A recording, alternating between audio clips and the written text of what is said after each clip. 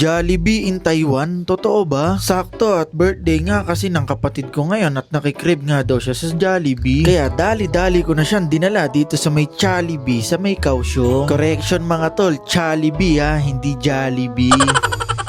So for today's video nga pagkatapos nga namin maggala doon sa may Pier 2 sa Kaohsiung dumiretso na kami dito sa may Nancy. Sakto kasi sabi ng kapatid ko nakikrave daw siya sa may Jollibee. Sabi ko naman may alam ka ko kaso hindi Jollibee. Kalasa ka ko ng Jollibee at dito lang yan sa may Jollibee.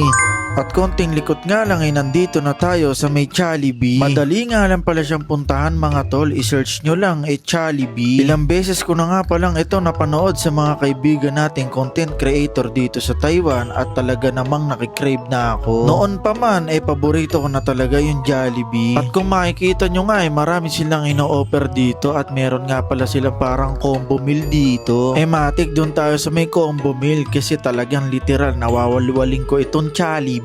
Aba isipin mo naman sa presyong 280 meron ka ng isang malaking manok, isang burger steak tapos isang spaghetti. Hindi lang yun, meron pa silang only rice at only gravy tsaka only soup. O diba, sangka pa? Literal nasira ang diet natin dito. Ito guys walang bias pero sobrang sarap talaga ng mga tinda nila dito lalo na yung spaghetti tapos yung gravy lasang-lasang Jollibee tsaka yung burger steak at yung Shanghai talaga naman. At makikita nyo nga dito nataob namin yung mga kinain namin. Buti nga din at walang masyadong tao nung kumain kami kaya medyo bumalagbag tayo ng kain dito. And syempre big shoutout nga pala sa may-ari ng Jollibee na si Madam Cha. Binigyan pa nga pala niya kami ng mga freebies at binigyan din niya ng cake yung ate. Maraming salamat po madam at more sales po sa inyo. So ano pang iniintay nyo mga tol puntahan nyo na itong Jollibee. Dito lang to sa may Kaohsiung kaya tara na. Bibitinin ko muna kayo hanggang dito na lang. Maraming salamat sa panonood.